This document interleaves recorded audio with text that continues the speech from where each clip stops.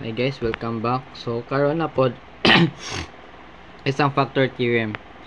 Factor theorem is different from remainder theorem. Kaya sa akong pagsabot ang remainder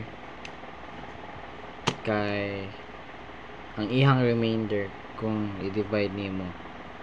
Basta, yung factor theorem is matawag nimo siya factor theorem if ang final nimo nga answer is equals to 0.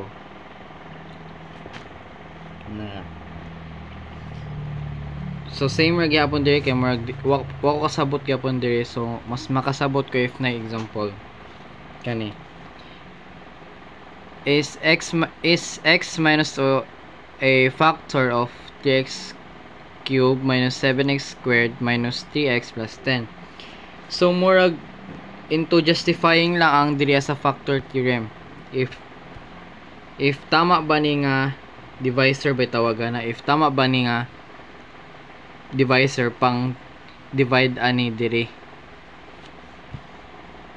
Kay if dili na siya remainder, dili siya may equals to 0 mo na siya kani